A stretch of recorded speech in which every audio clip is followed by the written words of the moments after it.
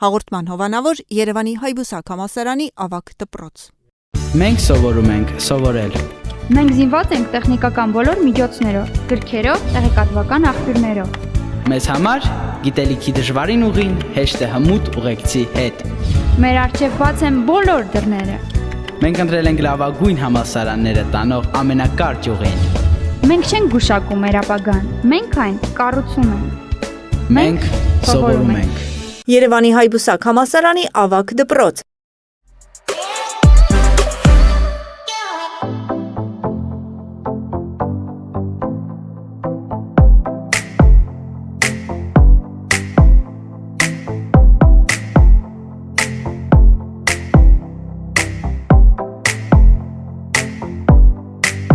Հաղորդման գործընկեր Duo Beauty Studio։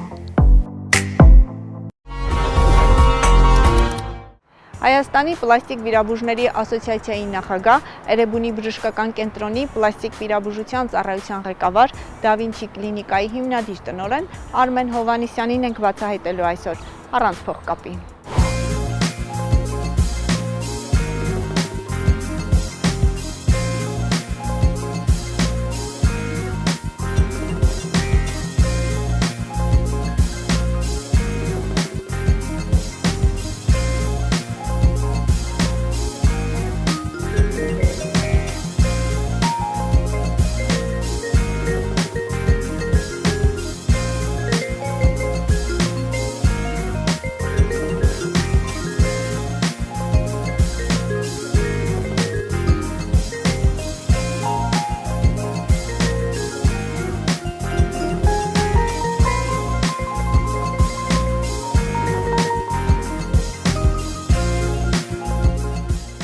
Մենք գործ ունենք մի մարդու հետ, որը իսկապես ուղնուցուցով հայ մարդ է եւ հայ բժիշկ, որովհետեւ անկարելի է, ես ենթադրում եմ, որ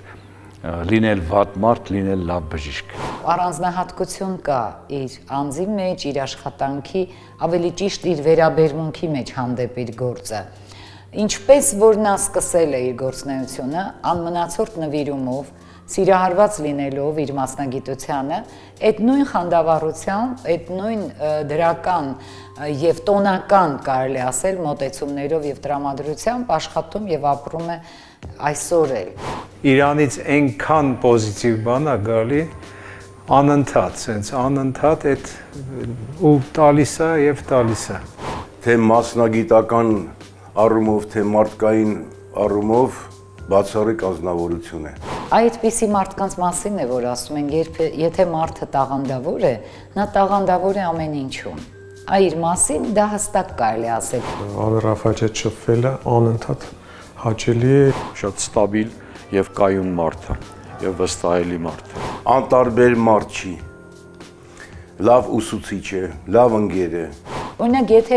իր մասին ֆիլմ նկարահանվեր գեղարվեստական, ես այն կկոչեի անմնացորդ նվիրում։ Չափից ավելի բարի է, չափից ավելի զիջող, միշտ այսպես ընդառաջող մարդկանց։ Ինքը գեր ազնիվ մարդ է եւ այդ արտահայտվում է ամեն ինչի մեջ եւ իր աշխատանքի մեջ եւ իր շփման որակի։ Այսօր մեր կողքին ապրում են լեգենդար մարդիկ, փայլում են միայն իրենց համեստությամբ եւ Արմեն Ռաֆայելովիչը այդպիսի մարդ է։ Այո, նա փայլում է, բայց միայն իր համեստությամբ։ Այդ տեսակ մարդը իմ խորին համոզմամբ լեգենդ է, իսկական լեգենդ, որտեղ գիտեք ինչ, մարդու ֆիզիկական ներկայության պարագայում դու շատ դեպքում չես զգում, որ ինքը լեգենդար անձնավորություն է։ Աստված մի արածե մարդը ֆիզիկապես չպետք է լինի, որ նոր զգաս նրա լեգենդար էությունը։ Ես այսօր վստահաբար որպես պատմաբան արդեն կարող եմ ասել, որ մեր հասարակության մեջ իբրև բժիշկ, իբրև ընկեր, իբրև պարզ հայ մարդ Արմեն Հովհաննիսյանը իսկապես լեգենդ է։ Երբ որ մարդուն շատ են սիրում, մեծարում, վստահում, մարդը կարող է ինչ-որ տեղ արդեն հանգիստ վերաբերվել ինքը իրեն։ Սակայն ոչ Արմեն Ռաֆայելովիչը, որովհետև այն պատասխանատվության զգացումը, որ ինքը ունի առհասարակ կյանքի հանդեպ եւ հատկապես իր աշխատանքի, իր մասնագիտության հանդեպ, դա իհարկե պարտավորեցնում է իրեն միշտ լինել լավատես, միշտ լինել ժպտերես, միշտ լինել ամենահումանիստական մոտեցումներով լի հանդեպ մարդիկ եւ ամենակարևորը միշտ սովորել։ Բարև ձեզ։ Բարև ձեզ։ Շնորհակալ եմ մեր ժամանակ հատկացնելու համար։ Նույնպես։ Ես կուզեի մեր այսօրվա հաղորդումը մեծ արվեստագետ Դա Վինչիի խոսքերով սկսել։ Լավ նկարիչը պիտի նկարի երկու բան՝ մարդուն, արտաքինը եւ նրա հոգու արտացոլանքը։ Կարող ենք ասել, որ կլինիկան ի սկզբանե իր առաջ խնդիր էր դրել ավելի գեղեցկացնել մարդկանց, իհարկե չանտեսելով նաեւ հոգու գեղեցկությունը։ Իհարկե միանշանակ անունը Դա Վինչի ընտրվել է այն պատճառով, որ Դա Վինչին ինքը տաղանդավոր մարդ է եղել շատ իր ժամանակի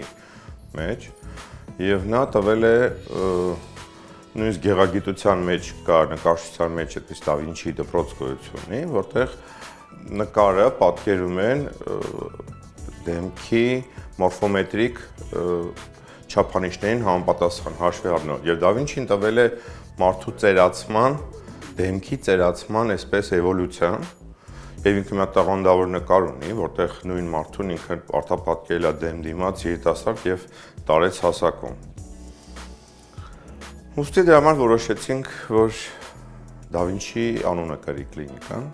10 տարի առաջ երբ հիմնադրեցիք, կարող ենք ասել, որ իր խնդիրը, կլինիկայի խնդիրը միայն մեկ ուղղությունն էր, պլաստիկ վիրաբուժությունը։ Այսօր հպարտությամբ կարող ենք արձանագրել, որ կլինիկան բազմապրոֆիլ, բազմաֆունկցիոնալ աշխատանքներ է կատարում։ Այո, միանշանակ կլինիկան հիմնադրվեց որպես պլաստիկ վիրաբուժության եւ էսթետիկ բժշկության կլինիկա, կենտրոն, բայց այս 10-11 տարվա ընթացքում կլինիկան համալրվեց բազմաթիվ մասնագետներով եւ այսօր պլաստիկ վիրաբուժությունը եւ էսթետիկ բժշկությունը միայն մի մասն է կազմում։ Այստեղ կան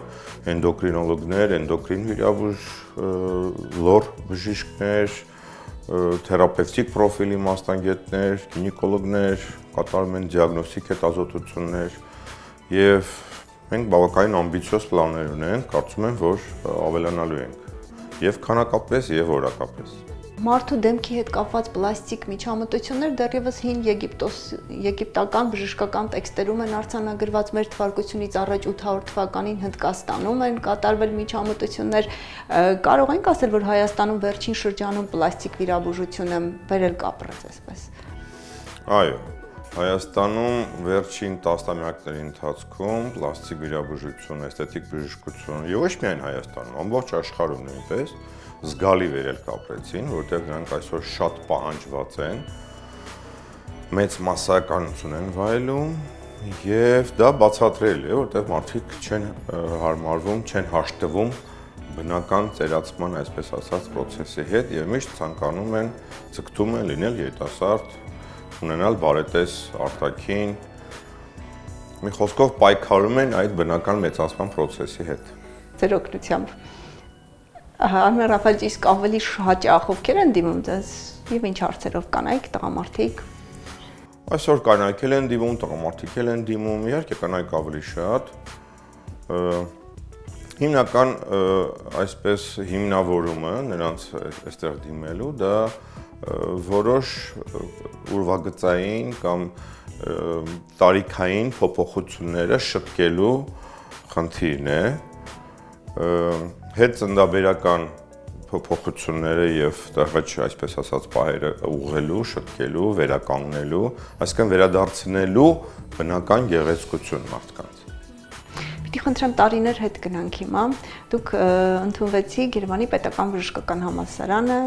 Այնտեղ շատ է երազում վիրաբույժ լինել, որտեղ ուսանողական տարիներին աշխատում էի վիրաբուժական կլինիկայում։ Հետո մեկնեցի Մոսկվա, կլինիկական օրդինատորա, որպես ընդհանուր վիրաբույժ։ Հետո ինչ-որ մի պահից սկսած, այսպես ուզեցի փոխել մասնագիտությունս եւ տեղափոխվեցի միկրովիրաբուժության բաժանմունք, 2 տարի այդտեղ ուսանելուց հետո ընդունվեցի ասպիրանտուրա, 92 թվականին պաշտպանեցի ու հետ եկա Երևան։ Վերապատրաստումների մշտապես արտերկիր մեկնում եք, գիտեմ, գիտաժողովներ։ Իհարկե, միշտ պետք է լինենք այդ ալիքի վրա, այսինքն սա շատ բուրըն եւ արագ զարգացող մասնագիտություն է, անդադ ներդրում են նոր տեխնոլոգիաներ, սարքեր, սարքավորումներ, նյութեր եւ պետք է միշտ տեղյակ լինել այդ ամեն ինչից, հեռու մնալ այդ առաջադիմությունից, այդ process-ներից, նշանակում է հետ ընկնել։ Ընտանիքում բժիշկներ չկային, ձեր հայրը ֆիզիկ էր, մայրը ինժեներ, նաև դեզ է չէ դասավանդել ձեր հայրը, ճիշտ գիտեմ, դժվար չէր այդ փուլը հաղթահարելը։ Դժվար էր, հայրս շատ պահանջկոտ մարդ էր, ինքը մանկավարժ էր, էությամբ ամբողջ, եւ այսպես ասեմ, խիստ մարդ էր, պահանջկոտ էր շատ եւ ես անգամ չէի կարող ինձ մտածել, թույլ տալ մտածել, որ կարող է վատ սովորեմ կամ ինչ որ մեկը հայրիկիս ասի, որ դեր տղան լավ չի սովորում։ Ուստի դա այդ մի խթաններից մեկն էր, որ միշտ փորձում էի լավ ուսումնասիրել։ Ուսանողությունը բոլորիս կյանքում էլ եղել է մեր երևի ապրելաժամկետի ամենահրաշալի ու պայծառ ժամանակահատվածներից մեկը, որ արդեն կա գիտակցություն, մանկություն այլևս չի, կյանքը լիարժեք լիովին պատկերացնում ու հասկանում, գնահատում եւ վայելում ես։ Այդ բառից բուն իմաստով երկու տղամարդ, երկու տղաներ ոնց կվայելեն, ոնց կապրեն, ոնց կարարեն այդ ժամանակահատվածը։ Իր այդ ընկերությունից անողը միայն ստանում է։ Շատ հրաշալի եւ պայծառ ժամանակահատված էր, այնքան լավ էր ու կարևոր էր մեզ երկուսիս համար, որ մենք հետագայում էլ մեր կյանքը համատեղ շարունակեցինք, դարձանք լավ մտերիմ ընկերներ, նույնիսկ բարեկամներ։ Վստահելի, ժպտերես, բարի կամեցող մարդ։ Արմեն Ռաֆայելչի մասին խոսելիս նրան ճանաչողները առաջին բառը, որ բնութագրում են, դա համեստ մարդ լինելն է։ Դե իրենք են այդպես ասում, ես ինչ ասեմ։ Միգուցե։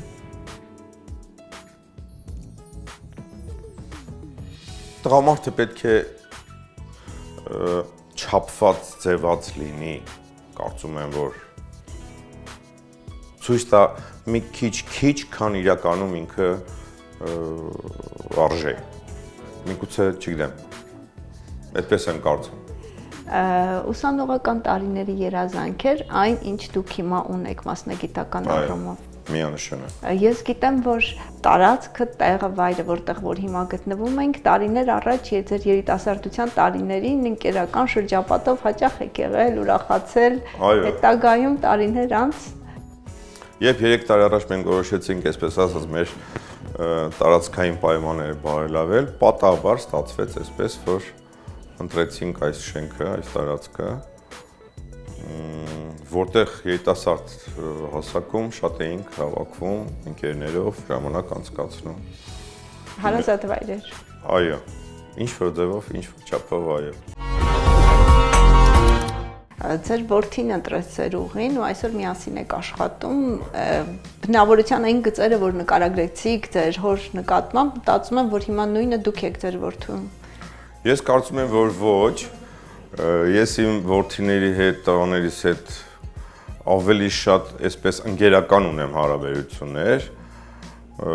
դե իհարկե ծնողը միշտ իր դիրքում պետք է լինի, բայց մենք ավելի անմիջական է մեր շփումը, շատ ավելի։ Իսկ ինչ է կարծում հեշտ է ձեզ հետ աշխատելը։ Իսկ ինչը պետք է հեշտ լինի։ Իր այդ թե աշխատելը, թե շփվելը հաճույք։ Որպես մարդ, որպես ընկեր, շատ հեշտ։ Աշխատանքի առումով էլ շատ հեշտ է։ Կարծում եմ ցանրապես որևէ խնդրեմ չկա այդ աշխատել։ Իր այդ համագործակցությունը դա տոն է։ Ամեն անգամ շփումը իր հետ դա տոն է։ Հոգու տոն եմ ես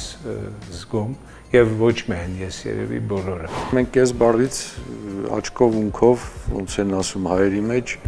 հերվից հեռու մեկս մյուսից ճանաչում ենք, զգում ենք, հասկանում ենք։ Չեմ կարծում, որ դժվար է իմ հետ աշխատել, ուղղակի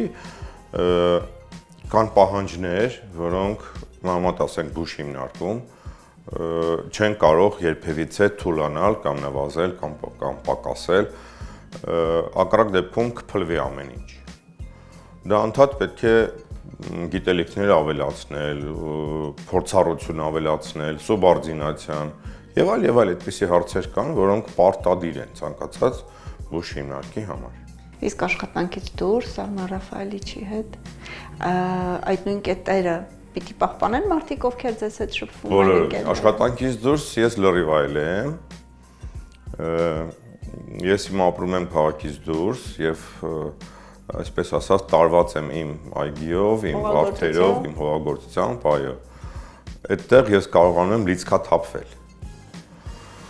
Որտեղ եթե դա էլ չլիներ, ուղղակի այս լարվածությունից կարելի է խելագարվել։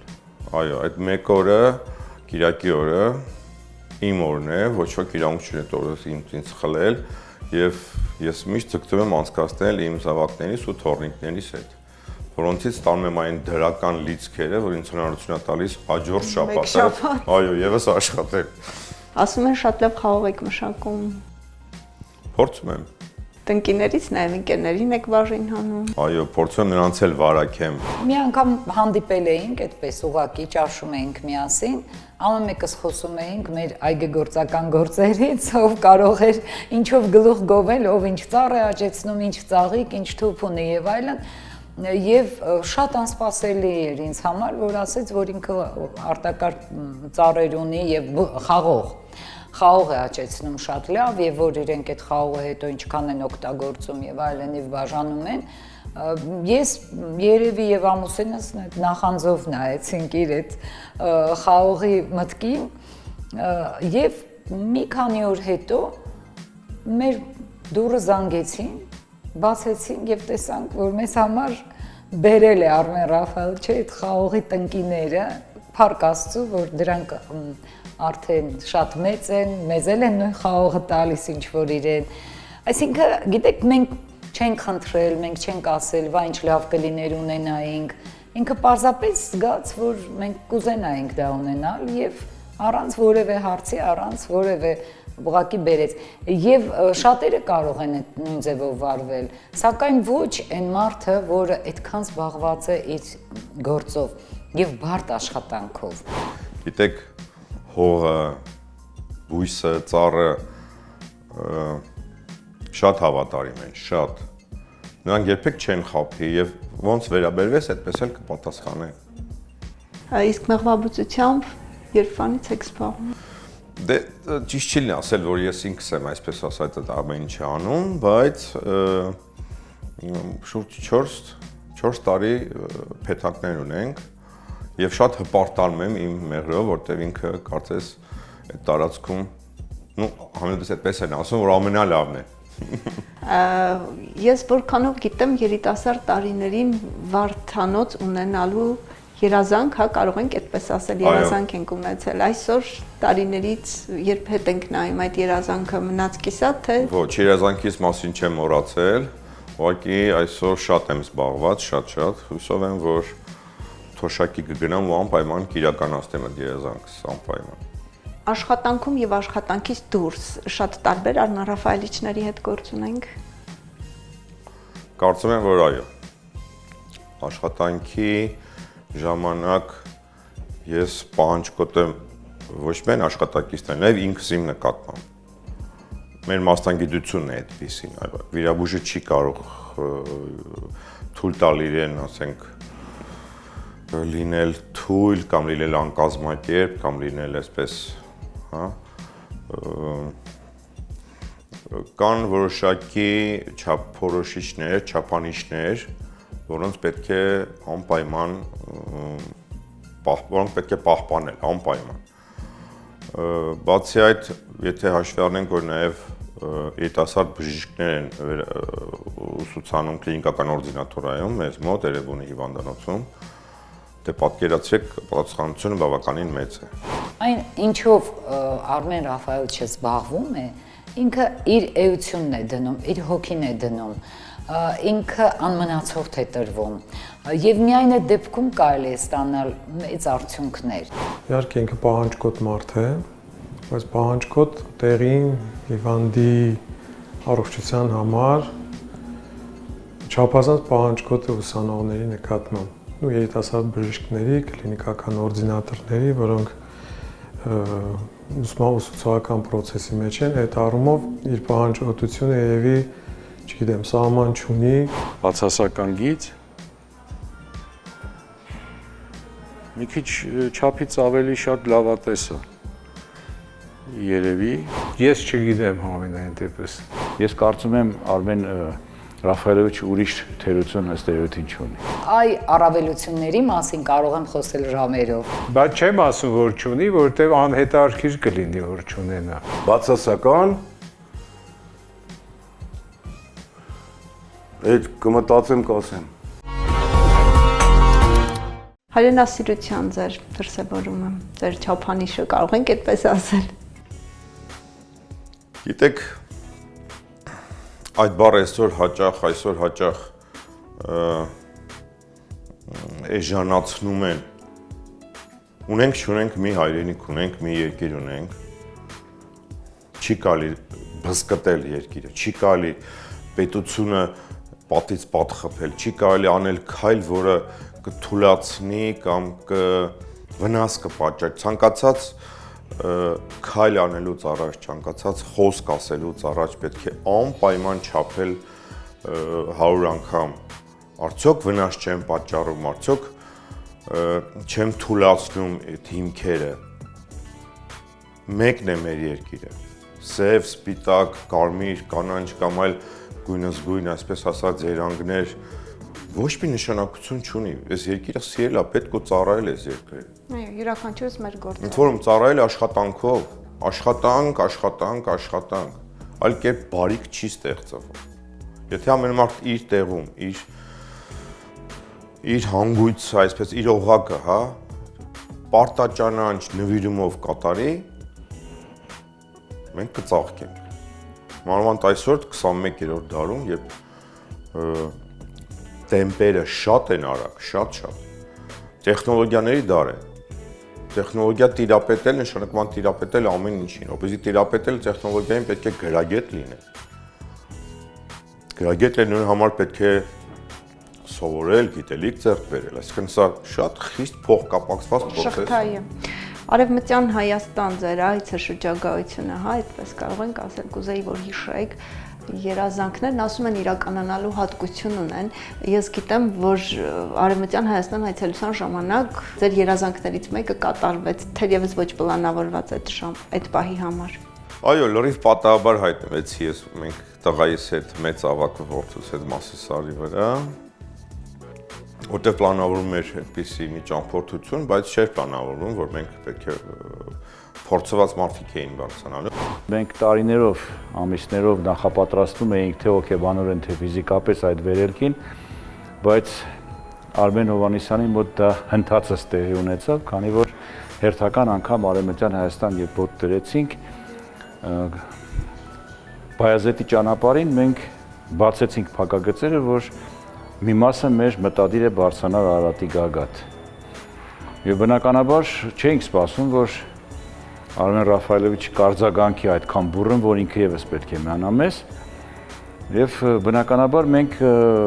սպասում էինք, որ նա կմնար ըստ երևույթին ստորոտին, այդ ընթացքում կլիներ Բայազետում կամ Վան, մեր ժողովուրդը նախապատրաստել էր մյուս խմբի հետ մեկնել Վան,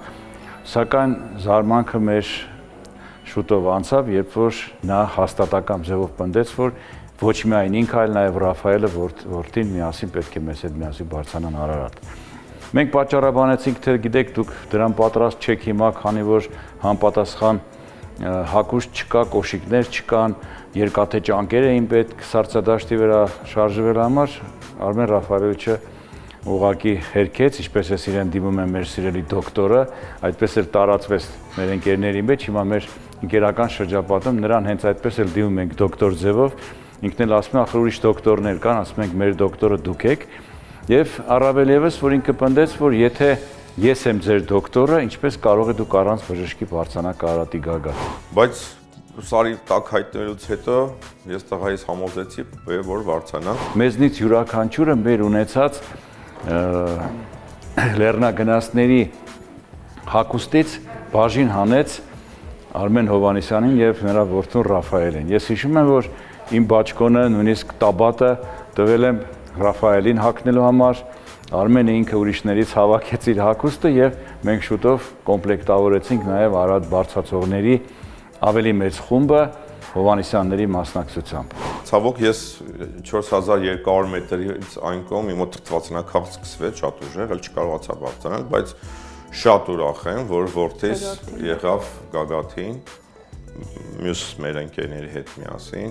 Երբ որ մենք մեր հայրենիք էինք երգում Արարատի Գագաթին, Ռաֆայելը մեր կողքին այդ եռագույնն էր ծածանում եւ Արմեն Ռաֆայելովիչի երազանք իրականություն էր դարձել։ Սա իհարկե իրադարձություն է, կարծում եմ ամեն մարդ, ով երբևիցե ձգտել է ինչ-որ մի բարձունքի հասնել, հայի համար Մասի սարի վրա լինել դա երազանք։ Իհարկե։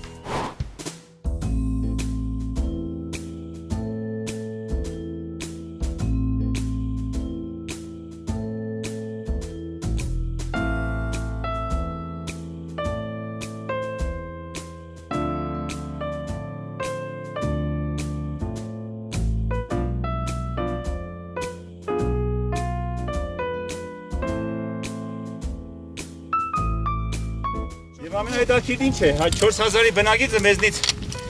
նորակոչիկներից է, Սառաջինը հաղթարեց դոկտոր Արմեն Հովանեսյանը։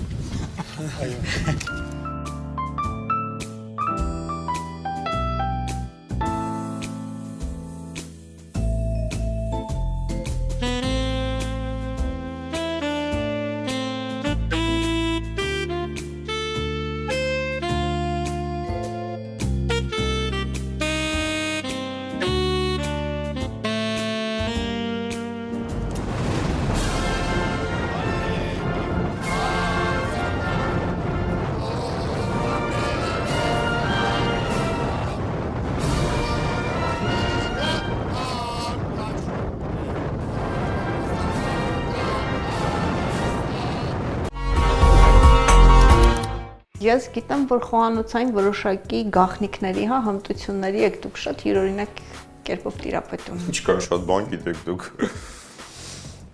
Դե այո, երբեմն սիրում եմ պատրաստել, սիրում եմ զարմացնել, սիրում եմ նոր հետաքրքիր, ասենք, ինչ-որ տենց ուտեստներ պատրաստել, հիմնականում դա կրակի վրա մսի, այսպես ասած, տարբեր տեսակներ, տարբեր ձևերով պատրաստելու եւ մատուցելու, այսպես ասած, թուլությունս է։ Արմեն Ռաֆայելիչի մոտ քիբիրը ստացվում է ֆանտաստիկ։ Քյաբաբը ստացվում է ֆանտաստիկ։ Իսկ օրինակ քյաբաբը ամեն մեկի ոնց որ այի բջիջ է, ոնց են ասում, ամեն մեկը չի կարող դա անի, սարքի, թեպետ շատ ընդունված կերակրատեսակ ուտեստա, բայց չէ, ինքը եւ գուրման է, այսինքն սիրում է լավ ուտել եւ ձեռից շատ բան գալիս է պատրաստել։ Իր պատրաստած խորովածը շատ համեղ է, բայց ուրիշ ավելի բարձրակարգ ճաշատեսակներ պատրաստում է թե չէ, հույսով եմ չէ, որովհետեւ այդքան ժամանակ չի ունենա։ Աշխատանքային օրը ձեր բավականին վաղ է սկսվում։ Գիտեք, բժիշկի մոտ աշխատանքային օրը սկսվում է, չի ավարտվում, այդպիսի խոսք կա։ Այո, Էրեբունի հիվանդանոցը բավականին մեծ հիվանդանոց է, շատ ակտիվ աշխատող, եւ բաժանմունքը մեր բավականին փոքր չի, մեծ է, 11 բժիշկ են աշխատում, գումարած 20-ից ավելի կլինիկական օրդինատորներ, եւ այդ ամբողջ աշխատանքը պերմանենտ ընթանում է։ Եվ գործնական, եւ ուսումնական, եւ բուժական, որից հետո գալիս եմ Դա Վինչի կլինիկա, այստեղ արդեն ամբուլատոր մասն է, հիմնականում կոնսուլտացիաներ եւ ոչ մեծ միջամտություններ վիրաբուժական։ Այսինքն օրս բավականին լարված է։ Եվ չի ավարտվում։ Չի ավարտվում, որտեվ գիտեք, անդադ հեռախոսը, ես հեռախոս անջատելու իրավունք չունեմ, որտեվ անդադ կարող է ինչ-որ դեպք ընդունվել, ինչ-որ բան տեղի ունենալ, ու պետք է միշտ կապի մեջ լինել։ Սպիտակ բանակի զինվորները մեծ աշխատանք կատարել են, միշտ ահռելի մեծ աշխատանք կատարեցին հատկապես պատերազմի օրերին։ Իհարկե, դա էլ մեր պատերազմն էր, հասկանում եք, դա էլ մենք էլ դրանով ենք մասնակցում։ Ցավոք, երկրորդ անգամ իմ կյանքում տեսա պատերազմ, մասնակցեցի որպես բժիշկ եւ շատ ուրախ եմ ու շատ հպարտ եմ, որ ամբողջ բաժանմունքը, ամբողջ հիվանդանոցը ես կասեի, էլի, այսպես ամենամեծ նվիրումով աշխատեց։ 44-45 օր այդ բժիշկները տուն չեն գնացել։ Ունենք դրսից եկած Ֆրանսիայից եւ Ամերիկայից եկած բժիշկներ, որոնք եկել էին օգնելու։ Նրանցից մեկը ինձ ասեց, ես ապշած եմ, ինչ նվիրումով են բոլորը վերաբերվում վիրավորներին, ձեր հիվանդներին։ Ասեց, դուք լավ ժողովուրդ եք, դուք հզոր ժողովուրդ եք, ասեց, մեզ մոտ դժվար թե այս աստիճան լիներ, հա, այս նվիրումը։ Ասեց, մի վիրավորին 5-6 հոգով եւ իր կապում են, եւ տակը փոխում են, եւ լվանում են, եւ մաքրում են, մայրապետերը, բուժքույրերը։ Գիտեք, ես այդ պահին այսպես կողքից հայացքով փորձեցի նայեմ, ճիշտ էր ասում, միանշան։ Բայց կուզեի, որ այլևս երբեք չլիներ նման նվիրում, թող նվիրվենք մարդկանց գեղեցկացնելուն, թող բայց երբ ոչ մի անգամ վիրավոր բուժելուն, երբեք։ Ձեր աշխատանքային օրը բավականին ծանրաբեռնված, ավելի ճիշտ գերծանրաբեռնված է անցնում, ընտանիքին կարողանում եք, հասցնում եք ժամանակ հատկացնել այսօր արդեն թորնիկներին։ Դե նվազագույնը ժամանակ է մնում, արդեն տանը, եւ երեկոյան ժամին 10-ին մոտավորապես 10-11-ին տուն գնաց, արդեն ոչ ուզում եմ խոսեմ, ոչ ուզում եմ ուղղակի լռություն եմ ուզում, հանգստանալ եմ ուզում, բայց ունեմ մեկ օր շաբաթվա մեջ, այդ կիրակի օրն է, որ ամբողջությամբ նվիրում եմ իմ ընտանիքին։ Ես իմ երեխաներին պայման եմ դրել, որ ամբողջ շաբաթը ձեզ մեկ օրը տվեք նվիրեք ինձ, որովհետև կարոտում եմ իրանց շատ։ Իսկ թորնիկներս ինձ կյանք են տվել, գիտեք, թորնիկ ուրանից հետո նոր հասկանում ես, թե տարիների ընթացքում ինչքան ավելորդ էմոցիաներ, էներգիա, ժամանակ ես ծախսում, այո, բոլորովին նշանակություն չունեցող մարդկանց ու երևույթների վրա։ Եվ թորնիկդ քեզ գրկախառնում է կամ թորնիկիդ համբուրում ես, նոր ես հասկանում, որ աշխարհը քոնն է, որ այդ սերունդը, ասում են կյանքը այսպես սպիրալաձև է, չէ, զարգանում։ Այս սպիրալի մյուս երկրորդ արդեն մակարդակն է, որտեղ լրիվ այլ կերպ ես ընկալում, զգում, տեսնում ու գիտակցում այդ նոր սերունդը։ Ուսանողական տարիներից դեռ ընտրեցիք ձեր կյանքի երկրորդ կեսը։ Այո, այդպես ստացվեց, որ երիտասարդ տարիքից մենք ծանոթացանք, ընկերություն արեցինք եւ ուսումնառության վերջի կուրսում ամուսնացանք։ Երկու բժիշկ մի տանը դժվար չի, որտեղ կարող են վեճեր առաջանալ։ Չէ, դե մասնագիտական առումով մենք չենք զրուցում երբևիցե։ Հիմնականում այսօր մեր զրույցը կապված է մեր երեխաների ու թորնիկների շուրջ կառուցվում։ Իսկ Արմեն Ռաֆայելը ինչից կարող է բարկանալ, ինչ կարող է նրան բարկացնել եւ ինչով է դա արտահայտվում։ Դե այդ բարկությունը բարկանալը ավելի շատ եսի մեջ եմ դա կրում ու հազվադեպ եմ արտահայտվում։ Արմեն Ռաֆայելը բավականին համբերատար բնավորություն ունի, երկար կարող է հետևել, նայել, դիմանալ, կոպիտ ասած, եւ միգուցե այդ բարկանալու ռեակցիան լինի անկանխատեսելի, բայց պետք է նայել, թե ինքը ինչքան էր դիմանում դրան։ Եվ երբ որ դա եղավ, միգուցե այդ պահին անհասկանալի լինի, բայց դա անպայման երկար նախապատմություն ունի։ Բարկանում եմ, երբ որ, ասենք, տեսնում եմ արտառոց, ասենք, իրադրություն, երբ մարդիկ գործին վերաբերվում են անգիտակցաբար, երբ որ սրտանց չեն վերաբերվում, երբ որ մեր գործը մի փոքրիկ առանձնահատկություն ունի, այսինքն մեզնից մենք պետք է տանք ոչ միայն այն, ինչ որ մեզանից պահանջում է, այլ մի փոքր ավելի, ամեն օր այսա է, որ պետք է ներքուստ այդ էներգիան շատ լինի մարդու, որպեսզի կարողանա դա ամեն օր, ամեն ժամ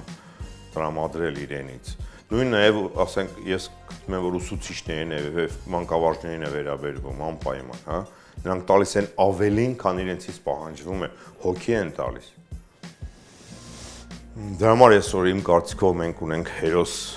երեխաներ, հերոս սերունդ, ցավոք շատ էին զոհվածները, բայց նրանց հերոսությունը պայմանավորված է իրենց ուսուցիչների եւ իրենց ծնողների դաստիարակությամբ։ Սա շատ մեծ արժեք է, սա չի կարելի կորցնել, ոչ մի դեպքում։ Այսրա վրա հենվելով է կառուցվում։ Այո, վաղվա օրը։ Վաղվա օրը։ Շնորհակալ եմ անկեղծ զրույցի համար։ Հաղորդման հովանավոր Երևանի Հայբուսակ համալսարանի ավագ դպրոց։ Մենք սովորում ենք սովորել։ Մենք զինված ենք տեխնիկական բոլոր միջոցներով, գրքերով, տեղեկատվական աղբյուրներով։ Մեզ համար գիտելիքի դժվարին ուղին հեշտ է հմուտ ուղեկցի հետ։ Մեր առջև բաց են բոլոր դռները։ Մենք ընտրել ենք լավագույն համալսարանները տանող ամենակարճ ուղին։ Մենք չենք գուշակում մեր ապագան, մենք այն կառուցում ենք։ Մենք սովորում ենք։ Երևանի Հայբուսակ համալսարանի ավագ դպրոց։